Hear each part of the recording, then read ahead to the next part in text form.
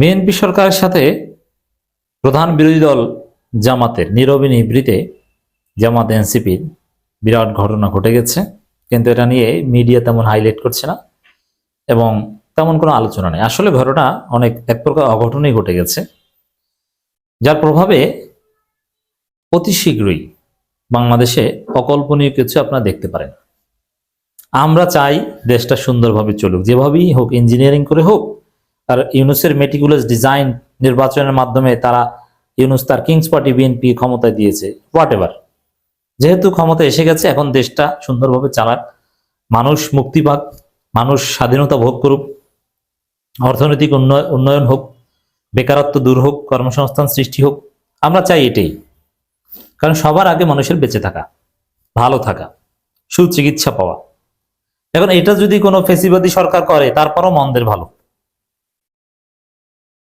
অতএব এইটা করুক, এতে বিএনপি জামাত একত্রে কাজ করুক, আমরা এটাই চাই। স্থিতিশীলতা আসুক, দেশের মানুষের মধ্যে কোনো শঙ্কা না থাকুক। দেখেন, এই যে মানুষ অলরেডি ভয় পাচ্ছে, হাজার হাজার লোক আমাদেরকে বলছে, ভাই বাড়ি কি ঘুমাবো নাকি?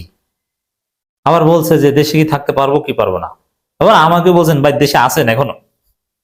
দেখেন সংখ্যাটা কি, দেশে আছেন এখনো। এর মানে ভেবেছিল যে বিএনপি ক্ষমতা এসেছে, সে আগের মতো ফেসিবাদ বিরোধী দলের লোকজন যারা বিএনপি সমালোচক তারা থাকতে পারবে না, অতএব তুমি লন্ডনে চলে যাও। অলরেডি মনে হয় গেছে, এটা ভেবেছিল অনেক। তো এই যে শঙ্কা, এটা দূর করুক, সবার জন্য একটা সেফ বাংলাদেশ হোক।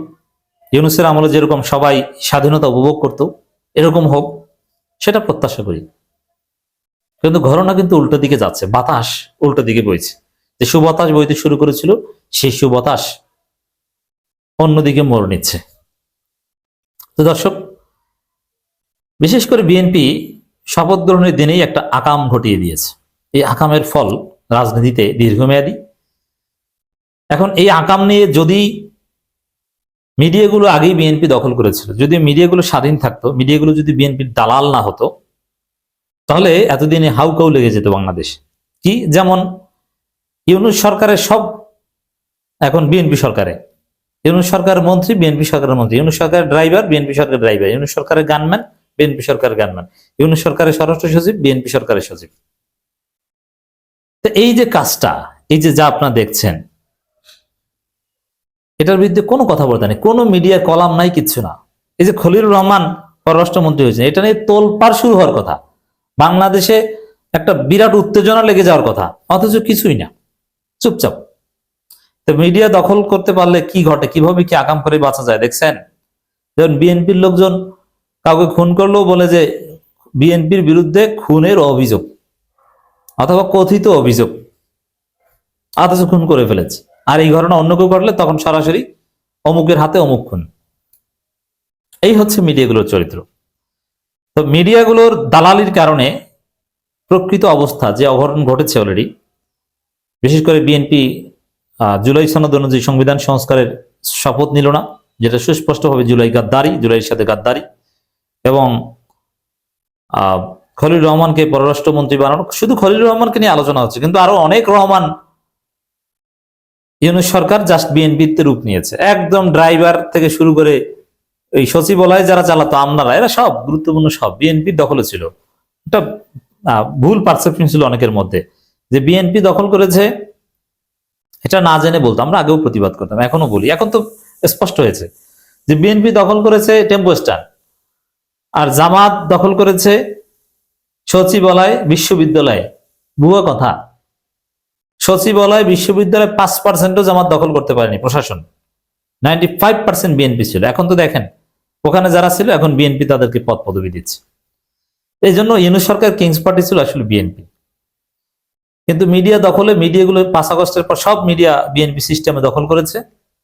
এখন দেখেন কি কি সুন্দরভাবে দেশ চালাচ্ছে। জামাতের লোকজন একটু কান্নাকাটি করছে, তাতেও তেমন কিছু আসে যায় না, কোনো আকর্ষণ পাচ্ছে না।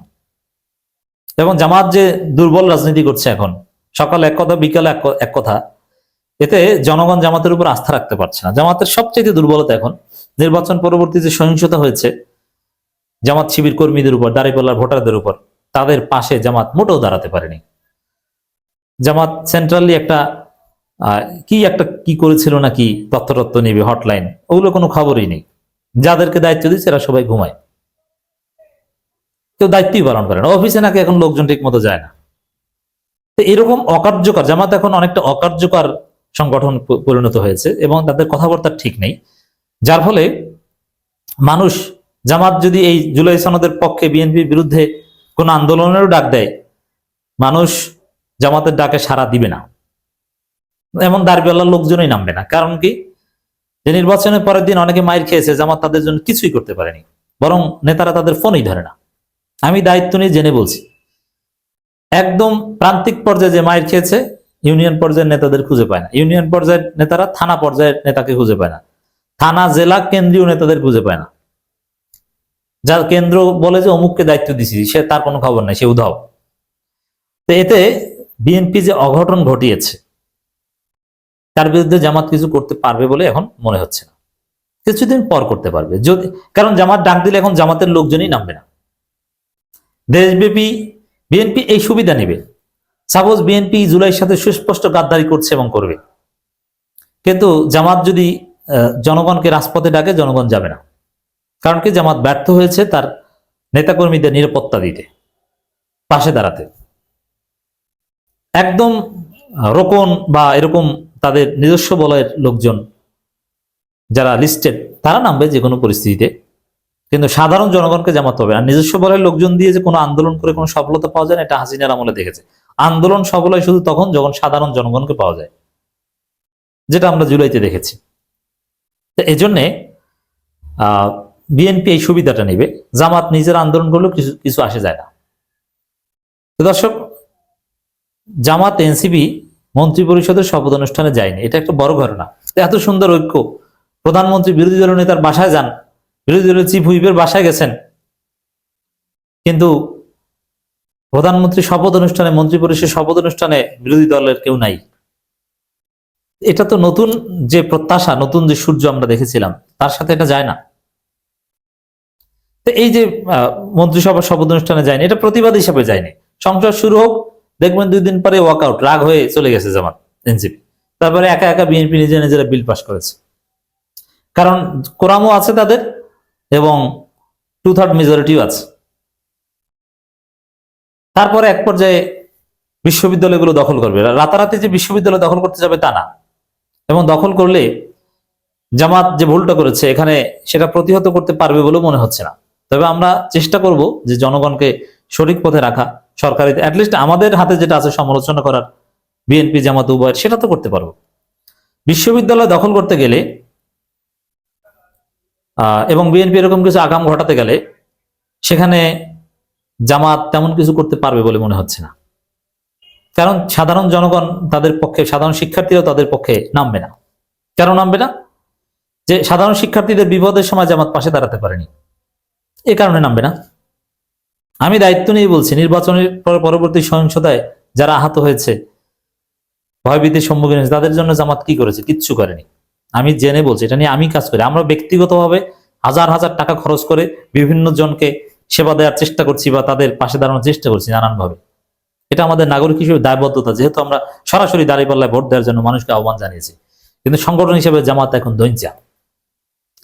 তো দর্শক, সামনে অনেক কিছু দেখবেন, আলামত ভালো না।